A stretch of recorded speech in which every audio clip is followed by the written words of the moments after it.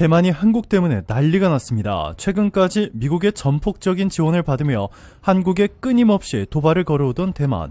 그런데 미국이 갑자기 태도를 180도 바꿔버렸습니다. 이 대만에 짓기로 했던 너무나 중요한 공장을 갑자기 한국에 짓는가 하면 대만에서 미국 기업들이 일제히 철수해 한국으로 옮겨버리는 등 심상치 않은 움직임이 포착됐습니다.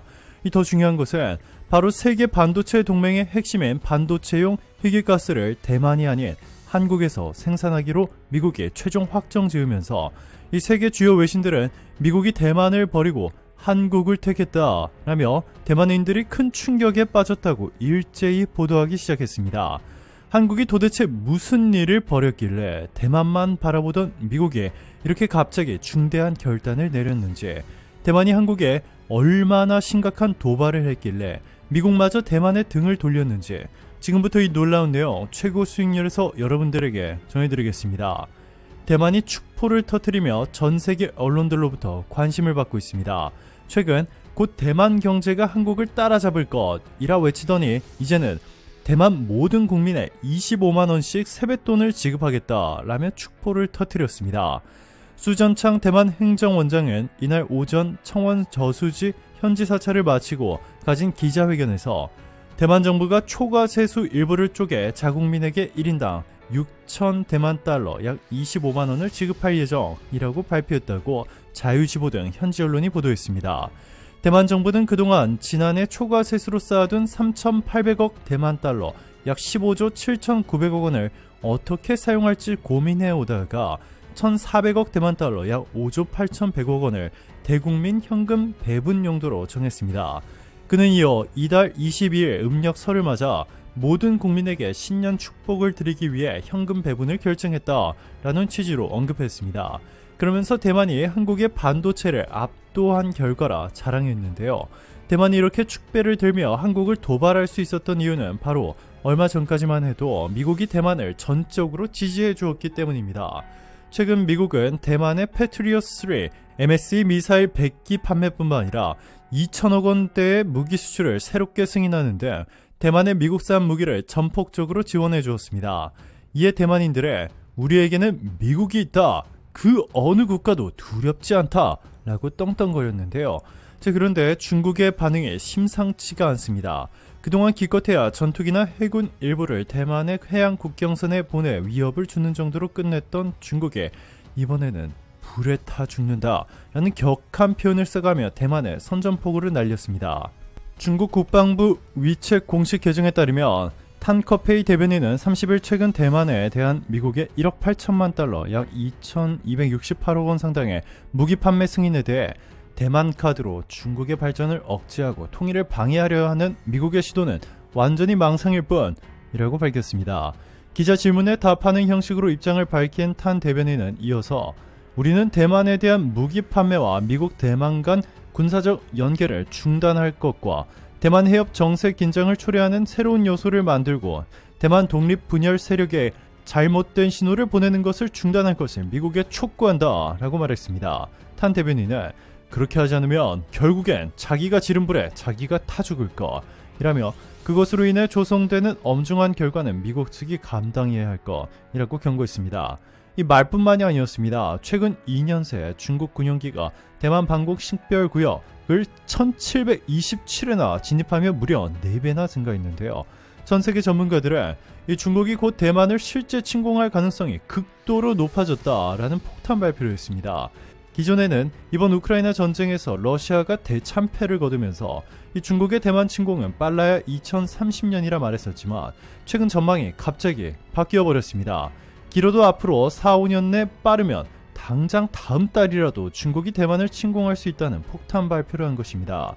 이 미국 존스 홉킨스대 국제관계학 석좌 교수인 브랜즈 교수는 다른 나라들의 최소한의 저항으로 국제적 영향력을 축적하던 중국의 시대는 끝났다라며 쿼드, 오커스, G7 등 중국의 힘과 일방주의적 행동에 대해 우려하는 국가 집단의 범위가 점점 더 겹치고 있다라고 했습니다. 그는 중국이 경제적으로는 어려움을 겪으면서도 군사 능력은 지속적으로 향상하는 상황을 제일 우려해야 한다고 했습니다. 그는 시진핑이 어느 시점에서 극적 조치를 취해야 한다고 판단하고 또 그렇게 할 수 있는 군사적 능력이 충분히 있다고 결론 내리는 때가 가장 우려된다라고 했습니다. 그는 특히 4, 5년 내 중국이 대만을 침공할 가능성이 상당히 크다며 경제는 쪼그라들 것이지만 그들의 군사력은 적어도 향후 5년 동안 인상적으로 성장할 것으로 보기 때문이라고 했습니다. 그러면서 당신이 시진핑이라고 생각해보라. 국가의 미래가 암울해 보인다는 것을 깨닫고 대만에 대한 군사적 기회가 앞으로 몇 년 후에는 사라진다는 것을 깨닫는다면 어떻게 하겠는가? 중국 입장에서는 단기적 위험은 감수하고 더 큰 이득을 달성하기 위해 움직일 수 있을 것이라고 예측했습니다. 네, 그렇습니다. 2023년 바로 올해부터 시작된 중국발 글로벌 경제위기, 중국 부동산 몰락을 시작으로 중국 경제가 순식간에 붕괴되자 이 때문에 한국을 비롯한 전 세계 경제도 최악의 위기를 맞이하기 시작했습니다. 중국 경제가 역사상 가장 심각한 수준으로 무너져 내리는 상황 속에서 시진핑은 군사력 증강에 막대한 돈을 쏟아붓고 있는 것입니다. 이렇게 최악의 중국 경제 상황이 앞으로 몇 년만 지속되면 14억 중국인들은 참다 못해 거리로 뛰쳐나와 시진핑 퇴진을 외칠 것이 분명합니다. 게다가 이런 식으로 몇 년만 흘러버리면 중국이 더 이상 대만을 건드리지 못할 정도로 상황이 역전되어 버릴 수 있다는 것이 전문가들의 공통된 주장입니다. 따라서 시진핑이 조만간 멀지 않은 미래에 대만을 빠르게 침공해 자신의 정치적 입지를 다시 한번 확고히 하고 이 중국인들의 시선을 대만으로 돌리려 한다는 것입니다. 이 중국이 대만을 빠르게 침공할 수 있는 이유는 또 있습니다. 이 브랜즈 교수는 실제 중국의 침공을 촉발할 수 있는 요소가 무엇인지에 대한 질문엔 2025년 1월 미국의 대통령직 인수인계 과정에서 논란이 또 벌어지는 때를 가정해 볼 수 있다라며 정치적, 지정학적으로 매우 산만해 보이는 미국을 보면서 이 중국이 공격적으로 변할 수 있다라고 했습니다.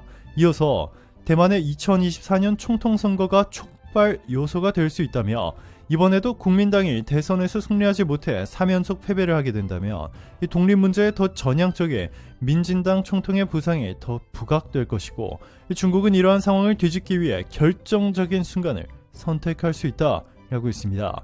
결국 미국은 대만을 포기하고 한국에 올인하는 과감한 결단을 내렸습니다.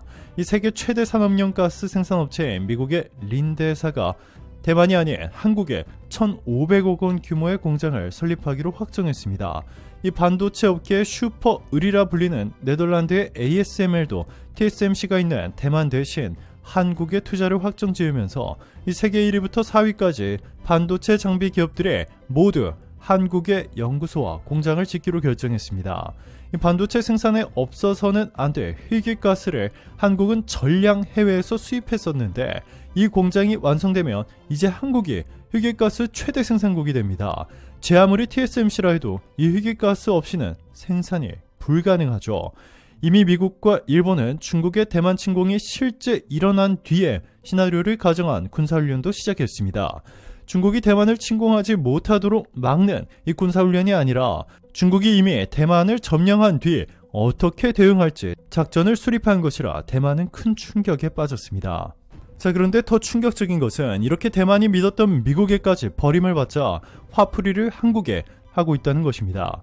대만인들은 이 모든 것이 한국 때문이라며 혐한을 부추기고 있는데요.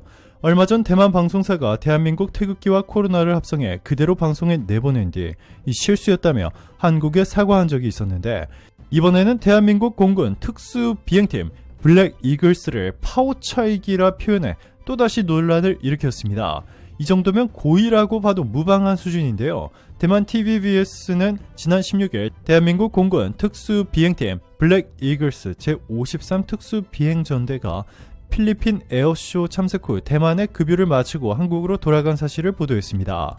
TVBS는 한국 최초의 초음속 훈련기인 T-50의 주요 특징을 소개하며 자막에 T-50이 한국 네티즌들 사이에서 파워차이기로 불리며 한미합작으로 제작됐다라고 썼습니다.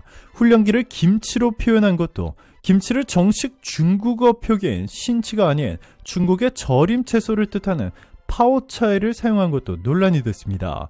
이 파오차이는 양배추나 고추 등을 염장한 중국 쓰촨 지역의 절임 식품입니다.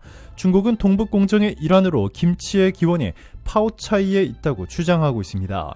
이에 문화체육관광부는 공공영어의 외국어 번역 및 표기 지침, 훈령을 개정하고 김치의 올바른 중국어 표기를 신치로 명시한 바 있습니다. 해당 영상에는 1200여 개의 댓글이 달렸는데 대부분 한국 네티즌들이 작성했습니다. 이들은 대만에 대해 다시 생각해보는 계기가 됐다. 대만의 혐한 인식이 이렇게 팽배할 줄 몰랐다 등의 반응을 보였습니다. 일부 네티즌은 이제부터 하나의 중국을 지지할 것이라며 분노를 표출하기도 했습니다. 논란이 커지자 TVBS는 파오차이기 자막을 모자이크 처리했습니다. 다만 표기 오류에 대한 공식적인 입장을 밝히지는 않았습니다. 앞서 TVBS는 지난 3월 16일에도 한국 코로나 소식을 보도하면서 태극기에 바이러스 형태의 CG를 합성한 화면을 송출해 한 차례 논란이 된 바 있습니다. 당시 한국 네티즌들은 지상파 방송에서 코로나 바이러스를 한 국가의 국기에 합성해도 되냐라며 비판의 목소리를 높였습니다. TVBS는 약 한 달 뒤인 4월 19일 자사 홈페이지에 중국어와 한국어로 작성한 사과문을 올렸습니다. TVBS는 한국의 코로나 상황을 보도하는 과정 중 태극기와 코로나 바이러스 문양을 부적절하게 이미지화해 제작했다며 제작이 미숙했던 점을 인정하고 대한민국 국민께 진심 어린 사과의 말씀을 전한다고 했습니다. 이어서 문제의 영상은 즉각 삭제했고 내부적으로 검토 및 개선책을 마련할 예정이라며 한국 국민께 다시 한번 머리 숙여 사과한다라고 덧붙였는데요. 이번에 또 이렇게 한국의 블랙이글스 공군 특수팀을 파오차이기로 표현한 것을 보면 이 대만이 한국을 조롱하며 혐한을 부추기고 있는 것이 확실해 보입니다. 심지어 대만에 있는 한인학교에 달걀까지 투척하는 소동도 벌어졌는데요. 과연 대만이 얼마나 더 이러한 행동을 할 수 있을지, 나중에 실제로 중국의 대만 침공이 이뤄진 뒤에 과연 한국의 도움을 요청할 때는 혐한을 멈출지 한번 지켜봐야겠습니다. 오늘도 감사합니다. 최고로 멋진 하루 보내시길 바랄게요.